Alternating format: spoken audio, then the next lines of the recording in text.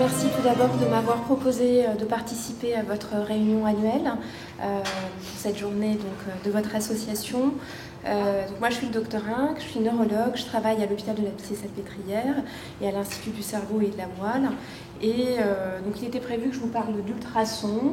Je pense que je vais laisser toute la partie vraiment neuroscientifique, le dur, au professeur Jean-Régis, et je vais juste introduire de manière légère les ultrasons, ce que sont les ultrasons, comment se passe le traitement et notre expérience à la Pitié-Salpêtrière qu'on a conduite ces 2 dernières années, puisqu'on a commencé peut-être 2 semaines avant le Covid à inclure notre premier patient. Et donc on a aussi pris pas mal de retard du fait de la pandémie. Et je vous parlerai de tout cela quand ce fameux PowerPoint sera ouvert. Ça s'est amélioré, on est passé de 16 à 88%. Bon, alors je vais faire l'introduction en attendant, il n'y aura pas les images, c'est pas grave. Donc les ultrasons, vous connaissez les ultrasons. Les ultrasons, ce sont des ondes. Ce sont des ondes qui peuvent se propager à travers différents milieux naturels, à travers des milieux gazeux, à travers des milieux liquides, à travers des milieux solides. Et puis les ultrasons, pendant longtemps, en fait, ils ont été utilisés surtout par les militaires, par l'utilisation du sonar pour identifier, pour les sous-marins, ce qui se passait sous l'eau, pour identifier la présence d'autres sous-marins, pour identifier les fonds marins. C'est le mode de communication des dauphins, donc on comprend bien que les ultrasons, ça traverse des tissus, ça traverse des tissus liquides, et puis ça a été utilisé en médecine pour l'utilisation dans le cadre des échographies, et notamment des échographies maternelles, donc ça permet de traverser des tissus liquides, le placenta, mais aussi des tissus solides, la peau et différentes membranes. Donc l'enjeu, c'est de déterminer est-ce que ces ultrasons peuvent être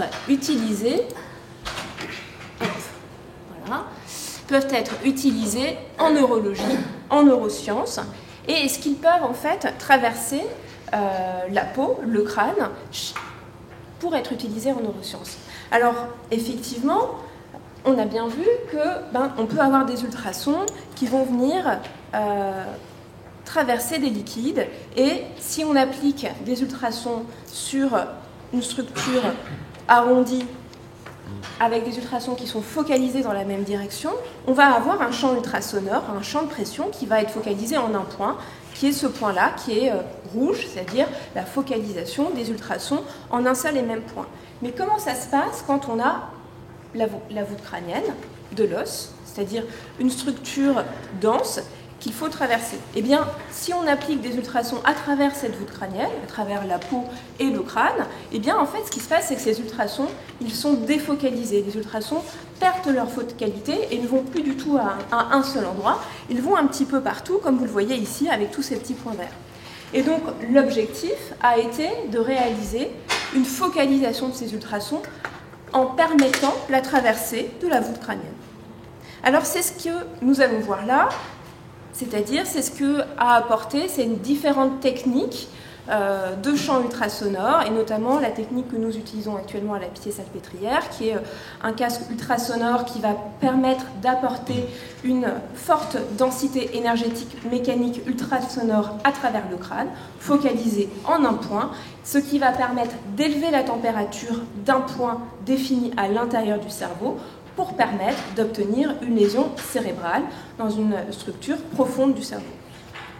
Alors, cela a été permis par différentes innovations technologiques que je vous montre parce que vous allez comme ça bien percevoir le champ général dans lequel se passe ce traitement par ultrasons de haute intensité.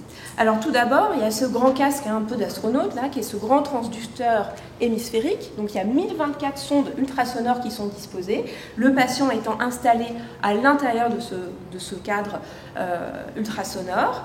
Et donc l'objectif de toutes ces petites sondes ultrasonores, c'est d'apporter une énergie mécanique ultrasonore par plein de sondes différentes et donc de la fractionner au travers du crâne.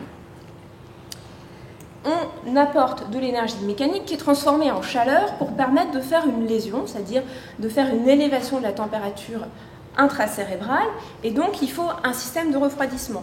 C'est ce que vous voyez là, cette grande cache bleue, ce petit chapeau bleu mexicain, si je puis dire, eh bien, va être positionné sur le crâne et à l'intérieur de ce chapeau qui sera fixé à l'intérieur du casque ultrasonore, eh bien, on va mettre un liquide qui va être de l'eau, à nouveau, ça, on va traverser un liquide froid à 13 degrés, permettant donc de refroidir la peau et le crâne pour prévenir une élévation de la température importante au niveau de la peau et du crâne.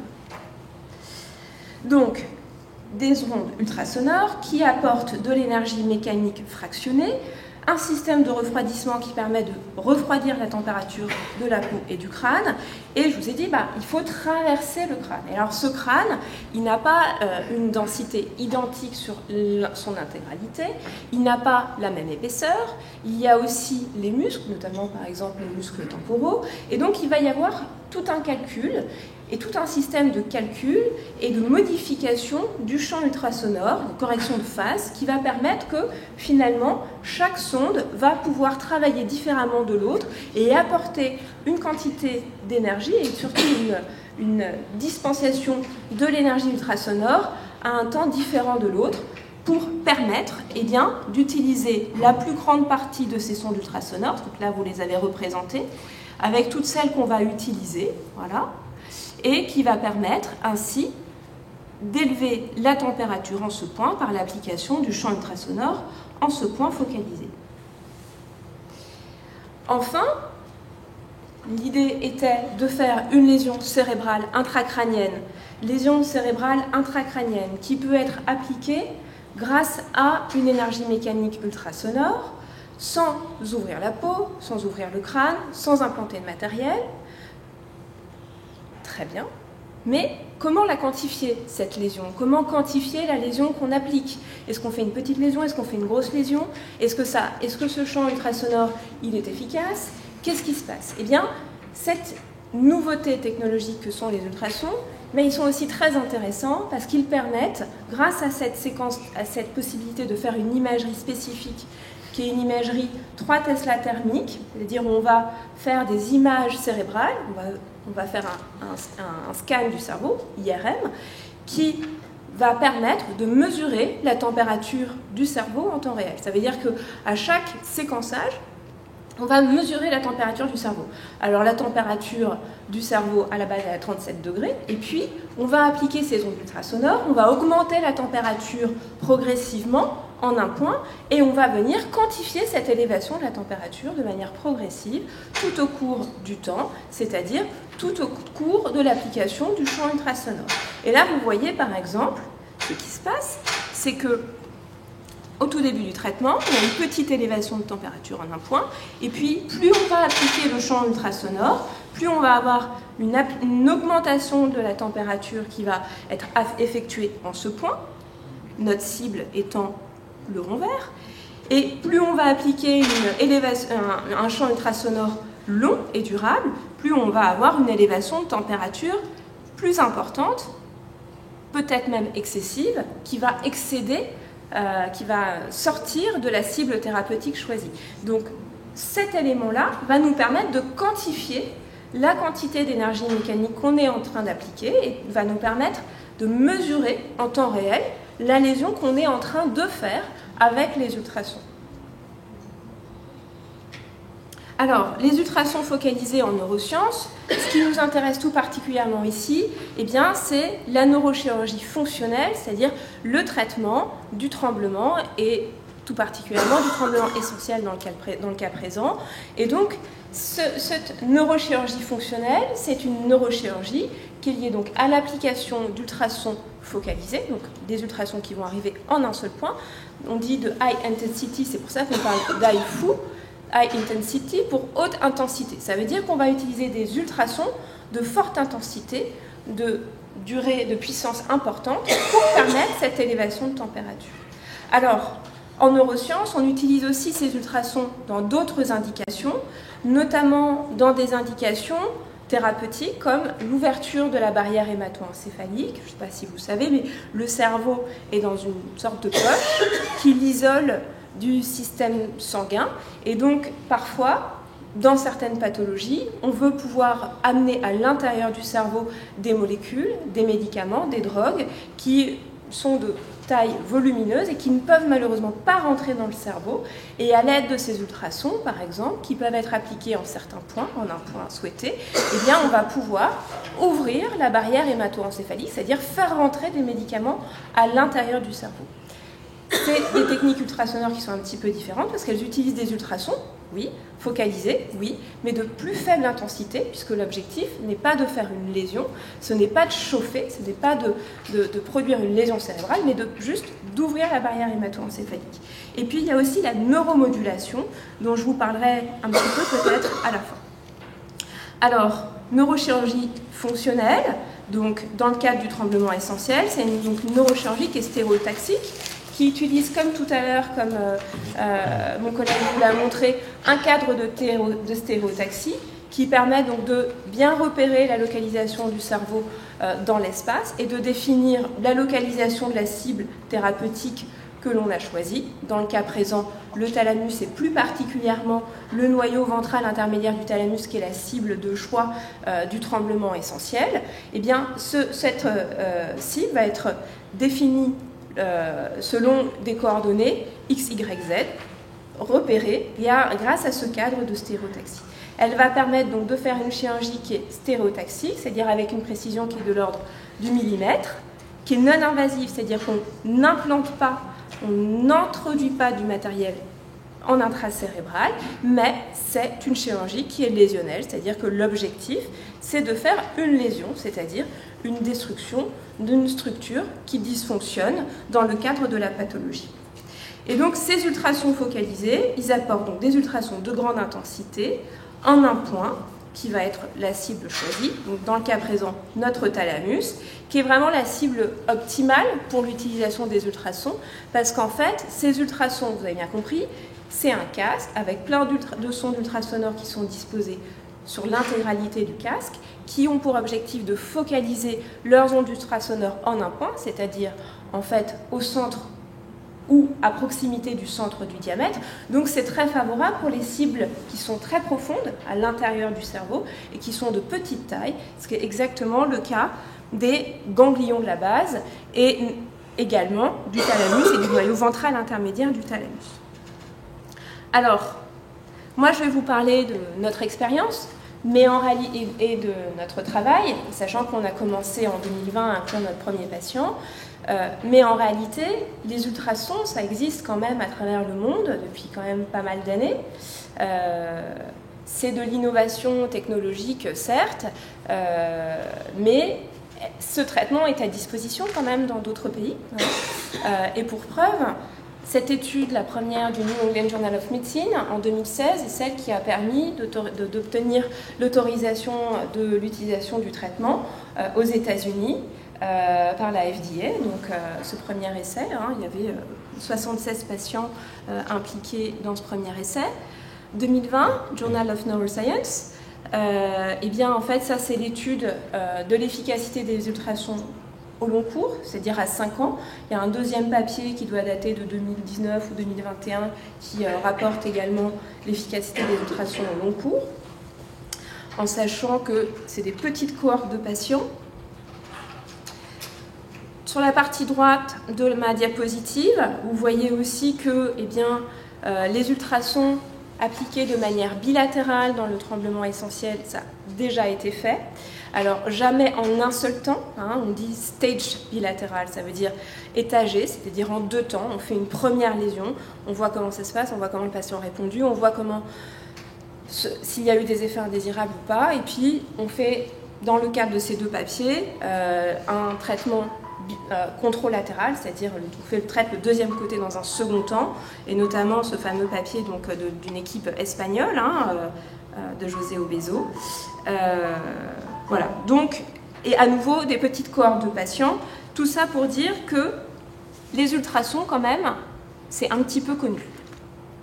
Alors, en France, on a dû quand même réévaluer, requantifier l'efficacité des ultrasons sur une cohorte de patients impliqués, français, et évaluer la faisabilité dans notre structure. Donc c'est un travail effectivement qu'on a fait donc à la Pitié-Salpêtrière, à l'Institut du cerveau et de la moelle, avec la collaboration extrêmement intense de l'ESPCI et de l'Institut Langevin, avec l'aide aussi de l'industriel qui a produit et développé la technologie, donc qui est la société Insightec, qui nous a prêté la machine, qui ne nous appartient pas. Donc les étapes clés du traitement, c'est évidemment d'évaluer l'opérabilité, quels patients traiter, quelles sont les indications pour un tel traitement. Eh bien, c'est des patients qui ont effectivement, comme l'a dit mon collègue tout à l'heure, un tremblement essentiel qui est sévère, qui est invalidant et surtout qu'il y a un échec ou une intolérance au traitement pharmacologique. Alors moi je suis assez sévère, j'aime bien que les patients aient essayé des traitements, au moins 2 à 3 lignes de traitement. Je sais qu'on n'est pas tous à faire pareil, mais je suis pas très sympa sur ça. La question c'est aussi d'évaluer quel côté on va traiter, parce qu'il s'agit d'un traitement chirurgical, fonctionnel mais unilatéral, en tout cas dans le cadre de notre étude. Donc quel côté faut-il traiter? Est-ce que c'est le côté dominant? En général, c'est souvent le côté dominant qu'on préfère traiter, c'est-à-dire si on est droitier, la main droite.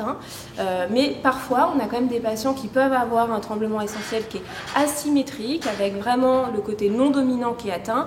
Et bien, dans ces cas-là, quand même, voilà, c'est une discussion qui se fait avec le patient. Et puis, voilà, ce qu'on a dit tout à l'heure, il y a beaucoup de ressources thérapeutiques en termes de traitement neurochirurgical.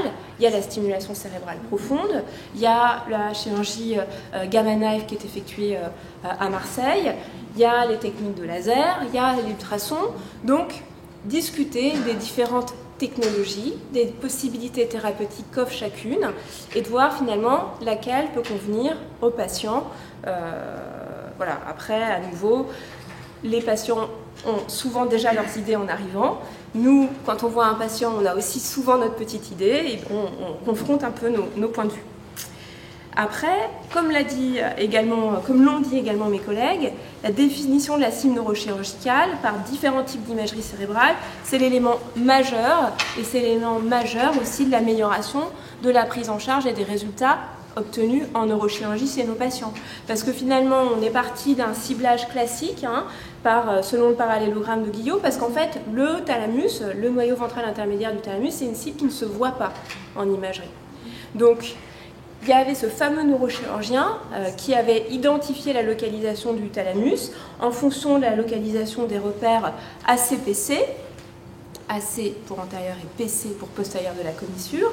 Eh bien, il avait défini une localisation moyenne par rapport à ce point ACPC. Bon, alors en ventriculographie, ça donnait une représentation de ce type, avec ce fameux parallélogramme.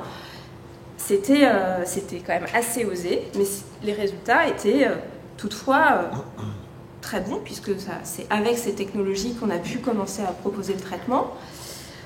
Nous, en stimulation cérébrale profonde à la Pitié-Salpêtrière, pendant longtemps, on a utilisé des logiciels d'identification du noyau ventral intermédiaire du thalamus à l'aide d'un atlas YEB, qui est un atlas est un atlas histologique transformé en atlas radiologique, si je peux exprimer les choses simplement comme ça, et qui permettait d'identifier notre thalamus, qui est cette grosse structure, et le noyau ventral intermédiaire du thalamus qui est en vert, et notre cible thérapeutique, qui est notre petit point rouge, qui correspond, en fait, vous allez voir, à l'arrivée du fameux faisceau dont on vous a parlé, le faisceau dentato-rubro-thalamo-cortical, qui arrive là. Et notre objectif, c'est de venir donc, en stimulation cérébrale profonde, venir faire implanter notre électrode au plus proche de cette région.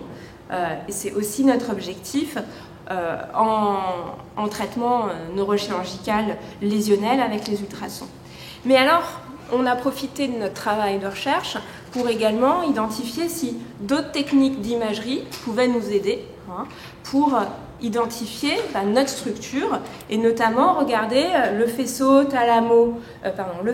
dentato-rubro-thalamo-cortical que vous voyez là apparaître, que vous voyez bien sur cette imagerie et que vous voyez apparaître sur cette petite vidéo. Il part du cervelet, il remonte, il croise et il arrive dans le thalamus pour rejoindre le cortex.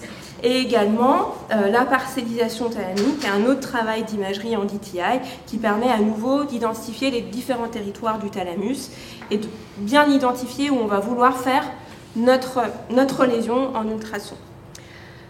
Alors, le traitement neurochirurgical par ultrason, il prend un peu de temps, notamment parce qu'il y a un temps de préparation et d'installation qui est long. On rase complètement le patient. Alors ça, c'est un élément qui est majeur. En général, j'ai coutume de dire que pour moi, ce n'est pas un critère de sélection, ce n'est pas un critère de choix, le fait d'avoir un rasage. Ce n'est pas pour ça qu'on choisit un traitement. C'est conséquent, c'est vrai, mais ça ne dure pas très longtemps. La pose du cadre de stéréotaxie, puis l'installation donc du patient sur la table. Donc voilà notre environnement avec l'IRM, le casque ultrasonore et la table d'IRM. Et là, c'est Madame Karachi qui est en train de poser un cadre de stéréotaxie. Et puis le traitement neuro-radio-chirurgical, puisqu'en fait c'est vraiment les 3 compétences qui sont nécessaires, il dure en moyenne 3 heures avec tout un temps qui est un temps de procédure, de validation de la cible, de confirmation que notre champ ultrasonore vient bien sur la cible radiologique, et puis après, on commence à traiter. Et quand on commence à traiter, il y a un phénomène d'accélération temporelle.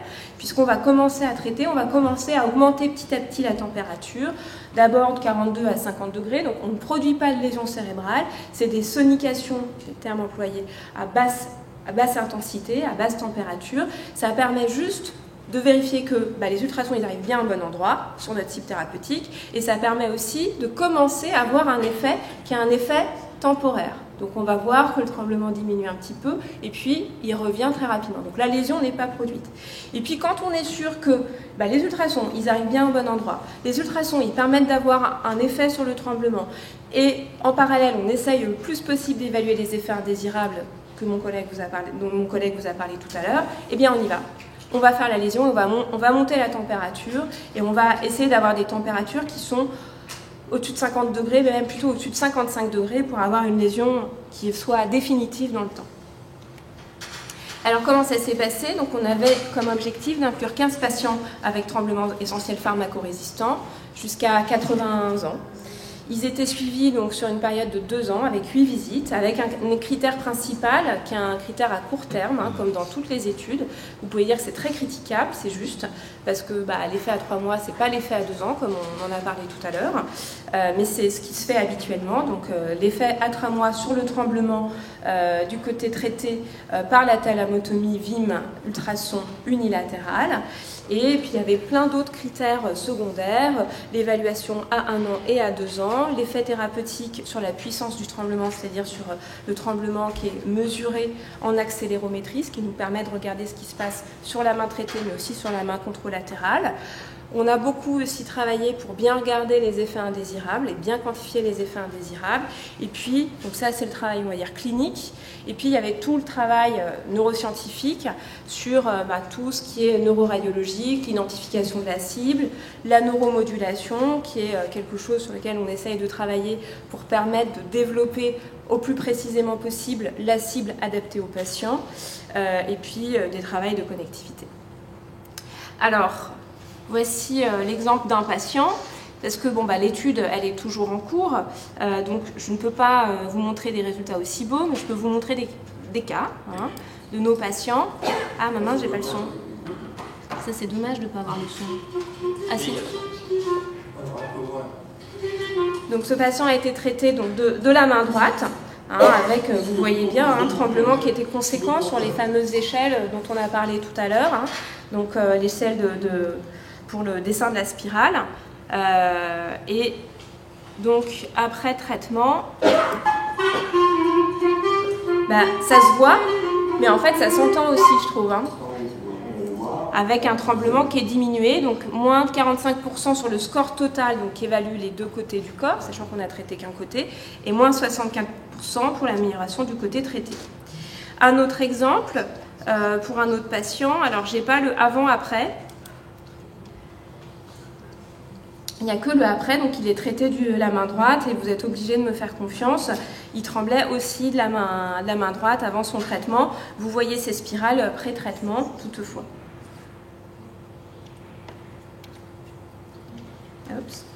Alors ça, c'était pour l'effet clinique. L'effet radiologique de la thalamotomie, là, on est un peu à distance, on est à 3 mois du traitement. On a donc la petite lésion qu'on souhaite avoir en regard du thalamus.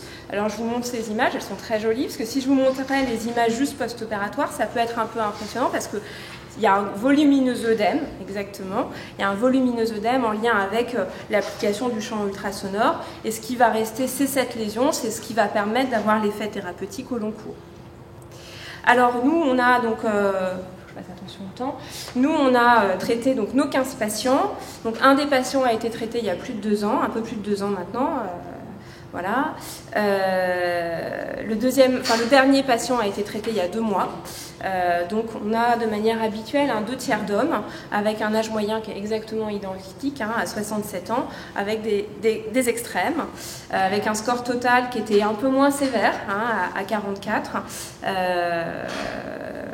Voilà, donc sur les premiers résultats, c'est des premiers résultats donc, qui sont à 1 mois. Donc en moyenne sur le côté hémicorporel traité, on était à 14 à l'inclusion, on est à 2 une semaine après, donc vraiment sur l'effet aigu. Voilà. Et on est à 3,8 à 1 mois, donc c'est l'effet court terme. Donc on est à 73% d'efficacité sur le court terme. C'est intéressant, c'est pas notre critère principal de jugement, parce que j'ai pas voulu regarder le critère principal de jugement. Et c'est pas non plus l'effet à 1 an ou à 2 ans qui sera aussi très intéressant. On voit que en moyenne, on utilise 3 à 4 sonications ablasives. Ça veut dire quoi? C'est des sonications de forte intensité, c'est vraiment le moment où on fait la lésion. Vous voyez, ça prend très peu de temps, mais il y a toute une période en fait où on augmente progressivement la température cérébrale pour arriver à avoir confiance dans la lésion qu'on va effectuer. Alors les effets indésirables, ça c'est important, c'est toujours la question qu'on se pose, nous, quand on fait un traitement, qu'on soit sûr de la sécurité du traitement qu'on propose à nos patients. Alors en per-procédure, il y a eu 2 patients qui ont eu les nausées, il y a eu 2 cas de nausées, parce que c'est souvent les mêmes, 2 cas de maux de tête, et il y a eu un patient qui a fait un malaise vagal au décours de la procédure. Il a tenu et fait un malaise au décours. Et en post-procédure, on a les mêmes effets indésirables que ceux qui sont rapportés dans la littérature, les mêmes effets indésirables que ceux qui sont rapportés avec la radiofréquence ou les autres techniques neurochirurgicales, avec peut-être un peu plus de paresthésie. Alors c'est des paresthésies discrètes qui sont souvent du bord de la bouche, de la langue, du bout des doigts. Alors c'est difficile de parler d'effets indésirables parce que vous voyez, un patient a été traité il y a 2 ans et l'autre a été traité il y a 1 mois. Donc comme c'est un phénomène qui est dynamique avec une diminution des effets indésirables au cours du temps, il faudra regarder tout le monde au même timing. Mais là, sur les paresthésies, on a encore 2 patients qui se plaignent de paresthésie aujourd'hui. On a cette gêne légère à l'équilibre qui a été rapportée chez 4 patients, dont 2 ont été totalement résolutifs. Donc on a encore 2 patients qui se plaignent d'une petite gêne à la marche, une petite instabilité à la marche. Sur ces 2, il y en a une qui est assez sévère, qui est assez conséquente, qui a une vraie gêne à la marche. Et ce qu'on a effectivement, ce qui avait été rapporté aussi dans la littérature, c'est des dysgeusies, c'est-à-dire des patients qui rapportent une difficulté à percevoir certains goûts d'aliments. Alors c'est soit que le goût est là mais qu'il n'y a pas le plaisir, soit le goût est un peu abattardi, donc avec 1 qui demeure encore en cours, 2 qui demeurent encore en cours. Donc voilà, donc moi j'ai bientôt fini, je vais passer la main. La question va être pour nous, si un jour on a hors étude cette technique réellement en soins courants à proposer à nos patients, et vraiment on le souhaite tous, quelle sera la place de cette technique par rapport aux autres techniques neurochirurgicales? Dans l'étude de la littérature d'un de nos collègues, Dalla Piazza, en 2019, il rapportait donc la stimulation cérébrale profonde, des cas de stimulation cérébrale profonde, des cas d'ultrasons, des cas de gamma knife et des cas de radiofréquence, en sachant que, comme disait le professeur Jean-Régis, la radiofréquence est quand même le premier traitement. Eh bien, globalement, l'efficacité est la même lorsqu'on regarde l'effet sur un traitement unilatéral. Pareil pour l'amélioration de la qualité de vie, l'effet est globalement identique, je dirais, entre les différentes techniques. Il en est de même pour, je dirais, les effets indésirables, si ce n'est que quand même la dysarthrie semble plus fréquente, en tout cas dans les études rapportées avec la stimulation cérébrale profonde. Mais, un peu comme chez nous, hein, un peu plus de paresthésie avec les ultrasons. Et donc, l'enjeu va être de déterminer qu'est-ce que souhaitent les patients, qu'est-ce qui les gêne, est-ce que c'est le fait d'avoir une lésion, est-ce que c'est le fait d'avoir du matériel, est-ce que c'est le fait que ce soit un traitement unilatéral ou le souhait d'avoir un traitement bilatéral, est-ce que c'est le fait d'avoir un effet retardé, ce qui arrive avec le Gamma Knife, mais je n'en parle pas davantage. Donc ces différents types de traitements neurochirurgicaux devront être, si possible, évalués les uns avec les autres et comparer et proposer le traitement qui convient le mieux aux patients. Et l'avenir, je pense, pour accélérer, en fait c'est un peu exactement la même conclusion que tout à l'heure, c'est d'identifier des facteurs prédictifs de réponse, c'est-à-dire de pouvoir prédire qui va répondre comment. Est-ce que tel patient va bien répondre, pas bien répondre. Identifier aussi quels sont les facteurs prédictifs de la réponse clinique adaptés au traitement en temps réel, c'est-à-dire est-ce qu'il faut faire une forte sonication, 2 fortes sonications, 3 fortes sonications pour pouvoir permettre d'avoir un résultat clinique satisfaisant avec le moins d'effets indésirables possible. Et donc tout ça, ça passe par le travail en neuroimagerie pour identifier le plus précisément possible la cible pour les patients. Et nous, on croit aussi que ça passe par la neuromodulation, en tout cas dans le cadre des ultrasons, c'est-à-dire l'utilisation des ultrasons à très faible intensité, sans aucune élévation de température, et évaluer comme ça, ainsi, différentes cibles thérapeutiques pour évaluer l'efficacité clinique de ces différentes cibles thérapeutiques et après d'en choisir une définitive pour faire la lésion. Voilà, je vous remercie et je vous présente ainsi toute l'équipe, neurologue, neurochirurgien, neuroradiologue et évidemment le professeur Jean-François Aubry qui a énormément œuvré dans le travail sur les ultrasons, qui a travaillé sur les ultrasons chez l'animal depuis très très longtemps, qui est ici, que vous avez déjà rencontré, je pense, à plusieurs reprises dans les réunions de l'APTES, et voilà, qui est un grand chercheur.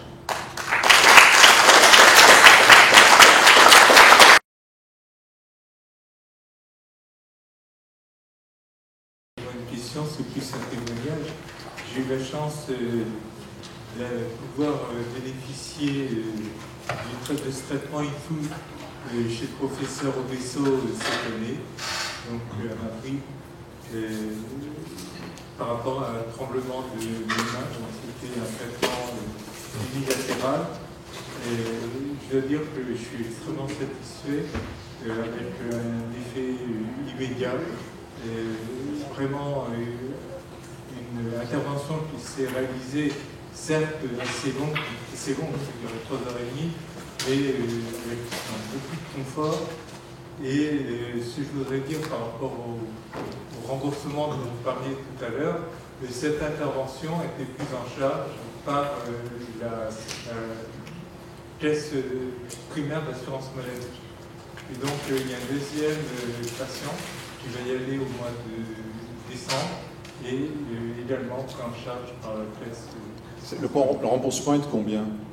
Alors, c'était, donc on m'a demandé le devis de l'hôpital et on m'a annoncé, et pour le patient qui vient, pareil pour l'épisode prochain, de 20 000 euros. C'est très cher. Hein.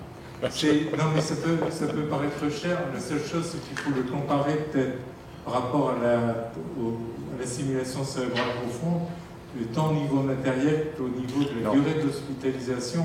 Sachant que... Quand je disais c'est très cher, je ne parle pas de la DBS, je parle des autres centres qui font du IFU.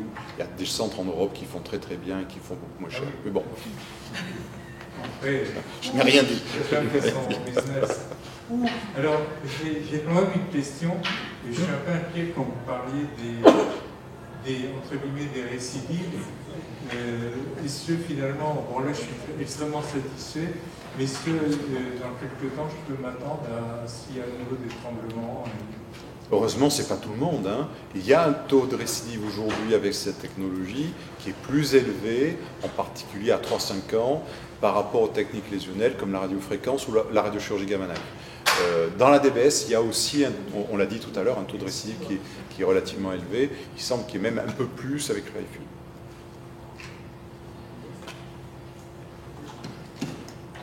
Dans les études, effectivement, les 2 études que j'ai montrées, c'est un délai court, hein, c'est 4 à 5 ans, c'est-à-dire qu'on part en moyenne d'une amélioration qui est aux alentours de 70%, évaluée en aigu, en post-aigu, c'est-à-dire à court terme, à 3 mois, et à distance à 4-5 ans. Alors, est-ce qu'on dirait récidive ou est-ce qu'on dirait réapparition d'un tremblement? C'est vrai que moi, le terme récidive, que ça soit pour la stimulation ou que ça soit pour les ultrasons, ça me gêne un petit peu parce que c'est vrai, déjà, c'est un langage qui, pour moi, fait référence à l'oncologie. Donc, voilà. Et d'autre part, c'est de la réapparition progressive du tremblement. Alors ça, c'est vrai, c'est objectif, je pense. On le voit dans les études en ultrasons, on le voit en stimulation. Et donc, usuellement, moi, les 2 papiers, j'avais refait la littérature il n'y a pas très longtemps, à 4-5 ans, l'efficacité sur le tremblement, elle demeure entre 45 et 55%. Donc effectivement, il y a de la reprise du tremblement avec cette technique, et aussi, je pense, avec la stimulation. Je ne sais pas comment c'est avec le gamma knife. Le gamma knife, comme la radiofréquence, on en a très peu. On a très peu. Si vous voulez, ce qu'on voit, c'est quelquefois, il y a des patients qui, en fait, sont des échecs, qui ont une petite période placebo, où ils ont l'impression d'être un peu mieux, mais ils ne sont pas vraiment répondus. Et des gens qui ont un très bon résultat et qui récidivent, c'est très rare. Et ça, c'est très intéressant sur le fond, parce que si on prend, alors la radiochirurgie, c'est un mécanisme différent, mais si on prend la radiofréquence, on sait qu'en radiofréquence, il y a moins de récidives. On a des grandes séries, avec des longs follow-up, on sait qu'il y a moins de récidives. Pourquoi?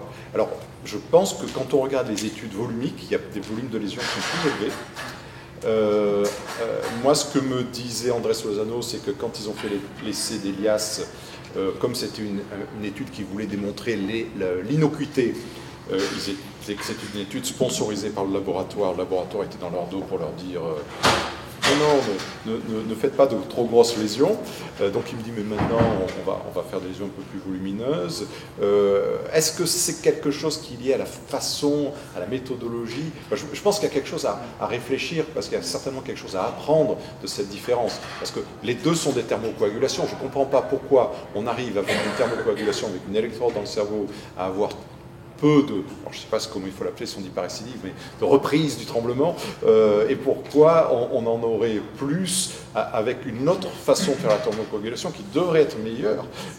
Donc je suis sûr que dans l'avenir, on va trouver, comprendre, et on devrait corriger ça. J'y crois, c'est une technique qui est encore jeune, il faut laisser un peu de temps. Tout à fait d'accord, et c'est vrai que ça soit dans notre expérience ou que ça soit un des papiers de la littérature que je n'ai pas montré, si je l'ai montré en fait, le papier c'est un des papiers qui fait le traitement bilatéral en 2 temps. Donc eux dans cette étude ils attendent peut-être 1 an, je crois, pour faire le 2e côté. Ils montrent que dans le cadre de la 2e lésion, en réalité ils font une lésion un peu plus grosse, mais avec moins d'effets secondaires. Ça veut dire 2 choses, ça veut dire qu'effectivement il y a la nécessité que la technique est jeune, que les neurochirurgiens, neurologues, neuroradiologues qui apprennent cette technique, ils sont dans une courbe d'apprentissage aussi, et donc qu'on s'améliore au cours du temps dans la qualité de la lésion, dans la taille de la lésion qu'on peut faire, et c'est vrai que de ce que nous on a vu en termes de traitement, c'est pas exactement, on cible pas exactement de la même manière en stimulation cérébrale profonde qu'en gamma knife, en fonction de la réponse au champ ultrasonore. Alors c'est vrai que quand on stimule un tout petit peu plus bas. Quand on fait une lésion, on a peur d'attraper les fibres qui sont dessous du thalamus, donc on fait des lésions que ce soit la thermocoagulation ou la radiochirurgie un petit peu plus haut. Ce qui est très intéressant, vous avez mis le doigt sur un point qui est intéressant, c'était que dans cette étude qui est de Lozano de Morin au Canada, ils disent quand on fait le second côté, on a moins d'effets secondaires. Alors, c'est pas qu'on a appris en expérience entre les deux côtés. Une des hypothèses, c'est que les gens qui ont des effets secondaires, on leur propose pas de faire un second côté. Et peut-être que les gens qui ont des variantes de l'anatomie, qui ne sont pas des bons candidats, du coup sont éliminés, et quand on prend la sélection de ceux qui ont été pris pour le deuxième côté, on a des meilleurs résultats. Et ils ne font pas exactement la même cible, ce qui peut aussi expliquer. Nous, quand on fait bilatéral, on fait la même cible.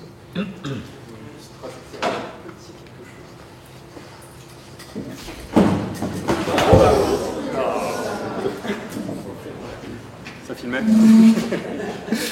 Non, je voulais rebondir là-dessus parce que c'est effectivement très intéressant. Dans un autre travail qu'on a mené également à Londres, cette fois-ci qui portait sur la stimulation cérébrale profonde sous-thalamique dans l'indication de la maladie de Parkinson pour évaluer son effet sur le tremblement. Donc c'est des données que je ne vous ai pas présentées ici. Mais ce qu'on s'était rendu compte, c'est qu'un facteur important pour améliorer le tremblement, mesuré sur l'échelle UPDRS3, un petit peu plus compliqué qu'avec l'échelle de Fenton-Ozamara, c'était l'amplitude de la stimulation qui résultait à une énergie délivrée au niveau du tissu plus importante et ultimement en un volume de stimulation plus important. Donc c'est différent de la stimulation thalamique, c'est différent, mais ça pourrait peut-être être un facteur important, le volume au final de tissu stimulé ou le volume de tissu lésé. Et dans les données des thalamotomies, un facteur qui ressortait également, c'était le pourcentage de thalamus lésé sans compter l'œdème périlésionnel post-opératoire, juste en considérant les lésions de thalamotomie. C'était un facteur qui était prédictif d'un meilleur résultat clinique également.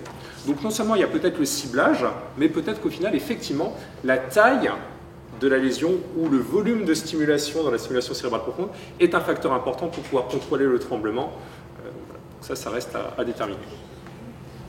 Après, sans entrer dans des discussions de spécialistes, le problème quand on fait ce genre d'analyse, c'est que quand on observe qu'en augmentant le volume, on augmente l'efficacité, c'est peut-être qu'en augmentant le volume, on compense une imprécision de ciblage. Donc les deux paramètres sont difficiles à séparer.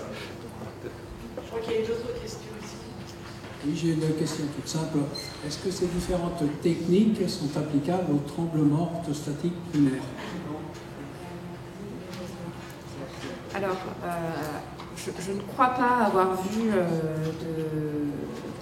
de traitement par ultrason ou par stimulation cérébrale profonde rapporté pour le tremblement orthostatique primaire.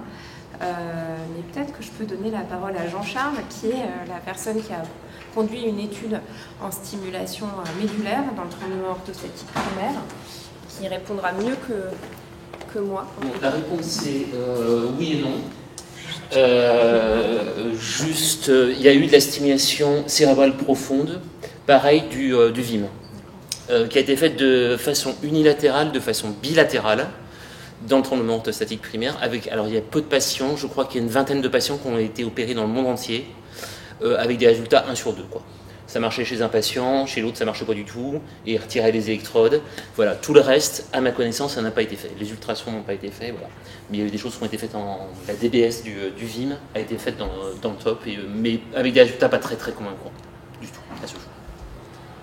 Alors dans notre discussion de quelle technique pour quel patient, ça c'est un phénomène important. Quand on est dans des situations où on ne sait pas trop, des pathologies un peu différentes, la DBS a un énorme avantage, c'est qu'on peut tester, on peut dire, on regarde, on met une électrode, on stimule, ça marche tant mieux, ça ne marche pas, on enlève l'électrode. Aller faire une lésion quand on ne sait pas si on aura ou pas un bénéfice, qu'il n'y a pas de série dans la littérature, la DBS, la stimulation cérébrale profonde, est une technique investigationnelle très supérieure à la lésion chez l'homme. Sauf à envisager de faire de la neuromodulation. Oui, on peut, c'est-à-dire qu'on peut faire un IFU sans faire de lésion pour tester si ça marcherait. Absolument. Oui, Y a-t-il d'autres questions dans la salle?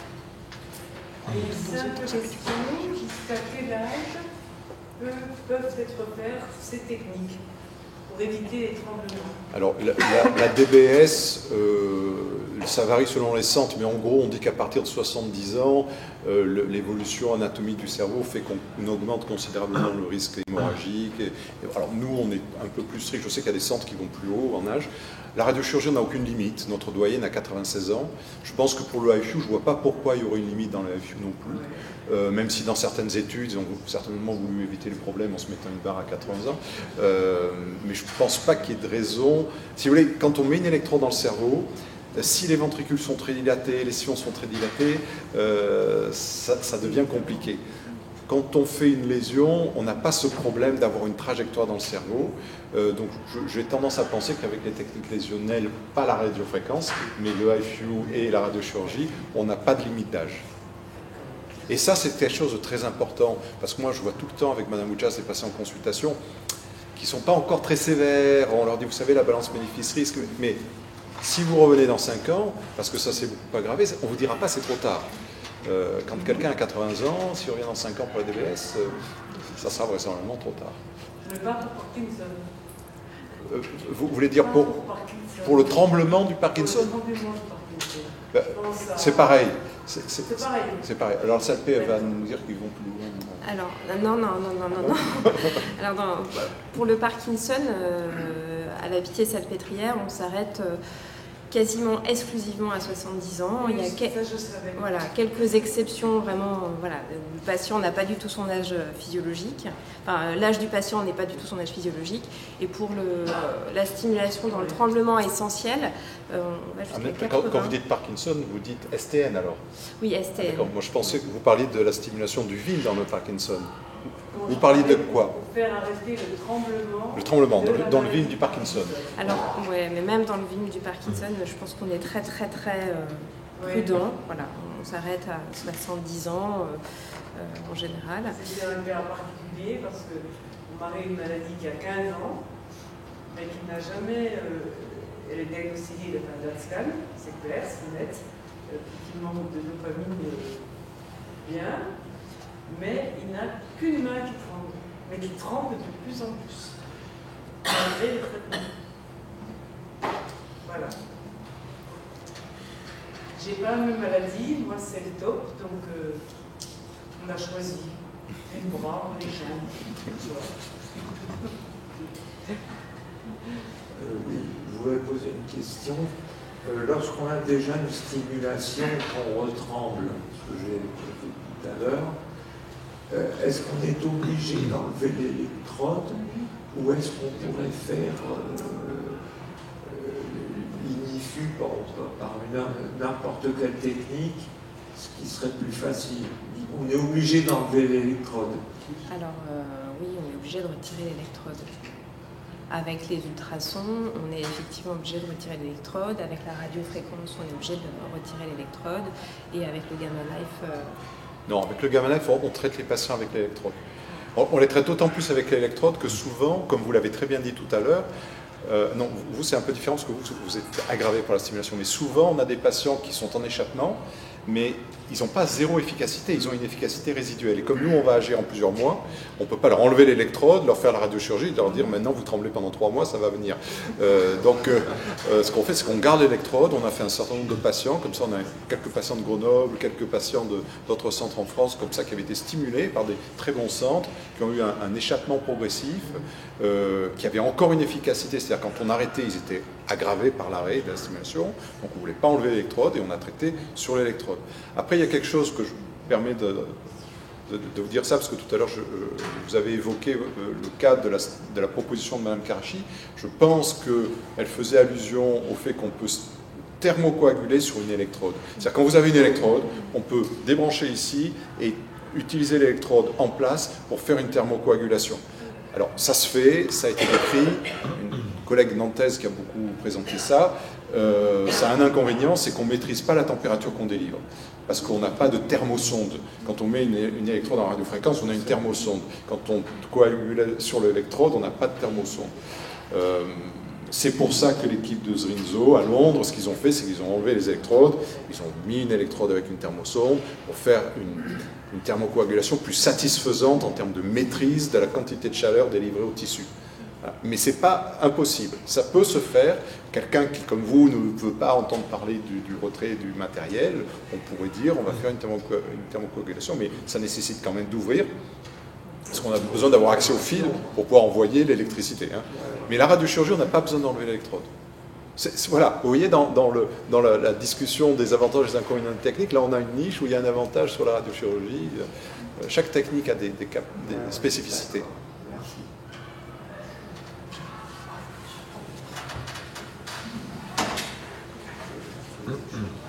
Toute intervention. Oui, professeur.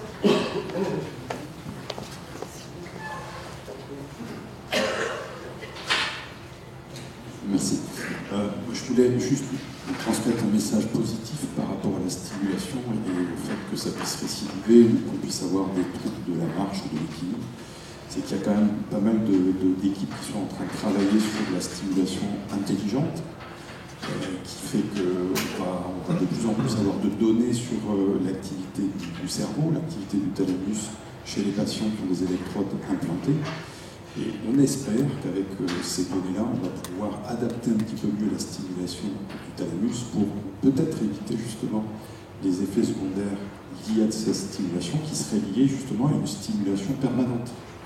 Et vous savez très bien que le tremblement essentiel va venir surtout quand on va être en action, en position, en posture, et non pas forcément au repos, quelques exceptions près. Ce qui fait qu'avec une stimulation dite plus intelligente à l'avenir, on peut espérer, on espère, pouvoir contourner ces effets d'échappement ou réapparition du tremblement ou les effets sur la marche. Ça reste bien sûr un espoir, mais on est très enthousiaste, comme le disait le professeur Jean-Régis, sur certains aspects de la recherche, mais je crois que c'est un message qui est aussi assez important, c'est-à-dire que voilà, on continue à travailler là-dessus, et voilà, c'est pas... On n'en est pas à dire, voilà, une fois qu'on est stimulé, on va voir réapparaître son tremblement, on va avoir des effets secondaires. On travaille justement pour éviter ce genre de phénomène. On espère qu'on va y être. Voilà. C'est un message un peu d'espoir sur la stimulation.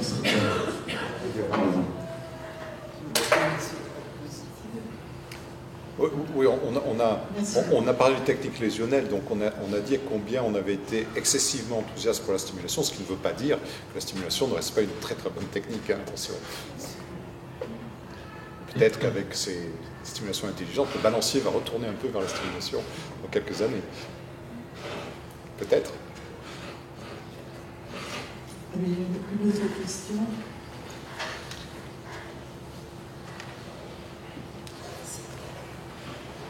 Une petite question au sujet du DOP, du tremblement orthostatique. Quelle est la différence entre le tremblement essentiel et le TOP, de façon à ce que l'un puisse pas se faire et l'autre oui? Qu'est-ce qu'on a de plus ou de moins? Je sais pas. Sur le plan sémiologique, sur quel... Pourquoi ça marche sur les tremblements essentiels et ça ne marche pas sur les TOP? Quelle est l'autre différence? Je ne saurais pas répondre à cette question. C'est vrai que par rapport au tremblement orthostatique primaire, il y a eu beaucoup d'interrogations, notamment sur le rôle de certains générateurs différents que les générateurs impliqués dans le tremblement essentiel, et notamment de générateurs médulaires. Est-ce que c'est en lien avec la dysfonction spécifique de certaines structures qui sont différentes de celles du tremblement essentiel? Clairement, dans le tremblement essentiel, on connaît le réseau anatomique dysfonctionnel, on va dire la neurodégénérescence très spécifique de certaines cellules du cervelet, des hémisphères cérébelleux, des cellules de Purkinje qui dysfonctionnent et qui sont à l'origine de cette activité pathologique qui est communiquée par la voie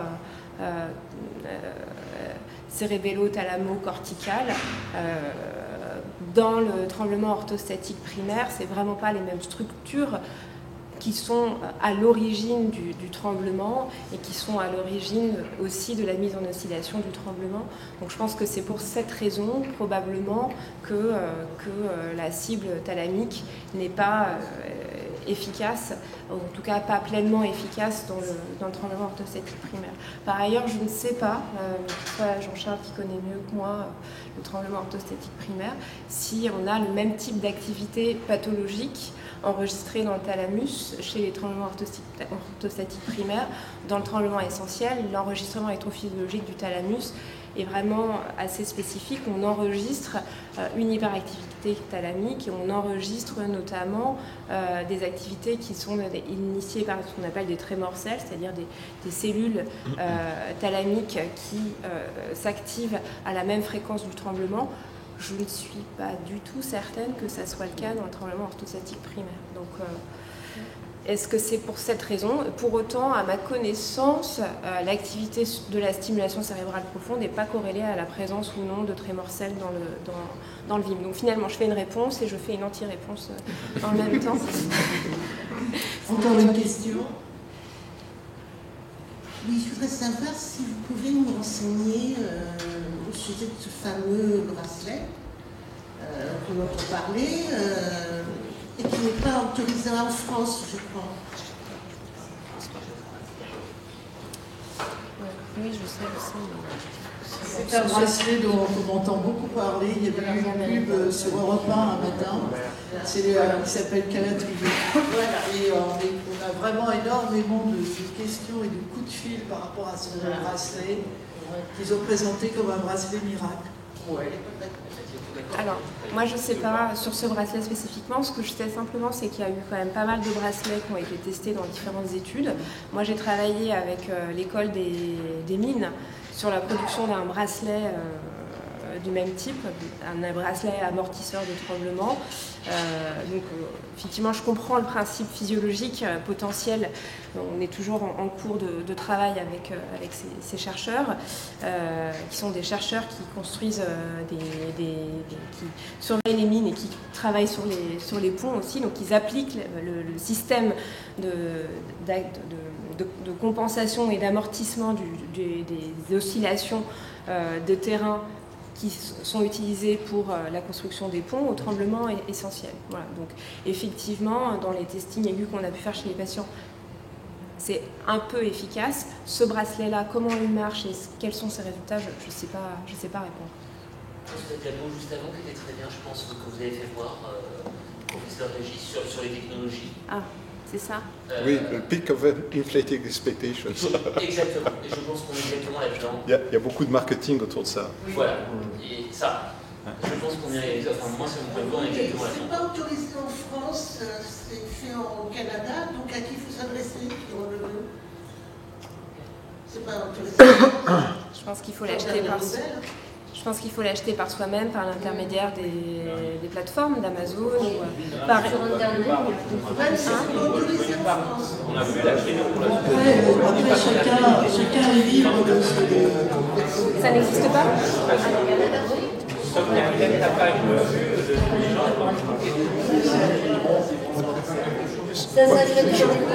Un avis de celui le moins autorisé dans le panel, mais quand il y a beaucoup de battage médiatique, beaucoup d'intérêts financiers et peu de preuves scientifiques, c'est un mauvais démarrage.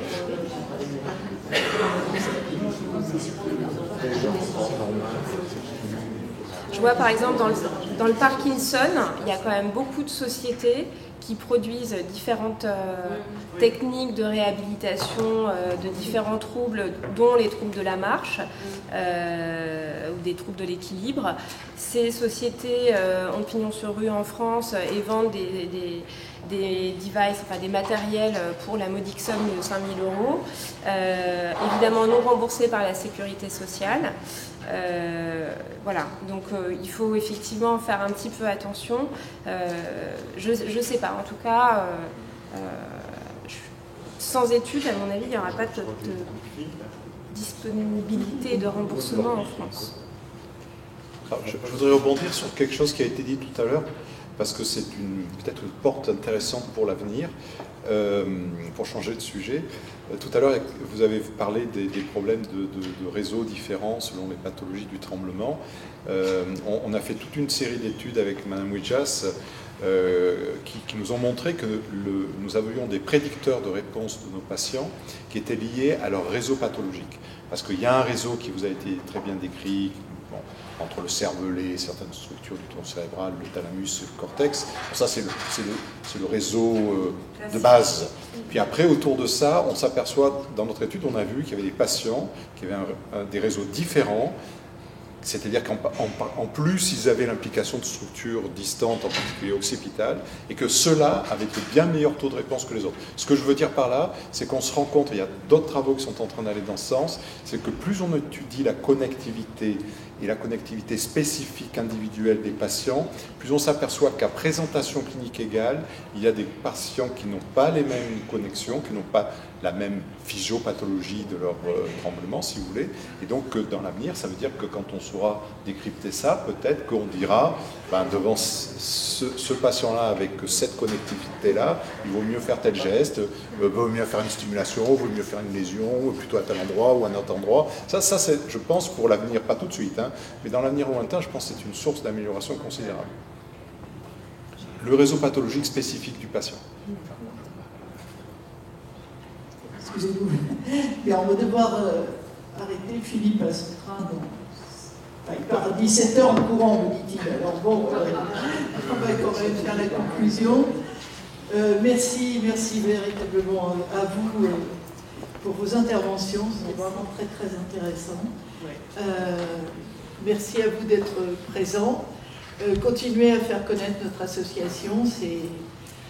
Elle a pour but d'aider la recherche. Plus on sera nombreux, plus la recherche avancera. Merci. Voulez-vous dire quelques mots, professeur, pour conclure?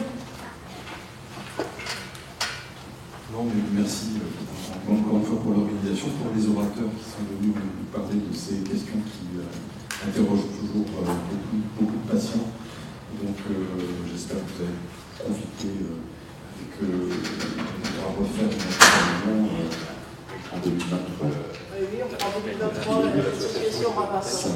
Voilà, l'association Ramassant, donc ce sera l'occasion de se rencontrer. Je vous souhaite une bonne fin de journée. Merci, bon retour pour ce qui est le moment.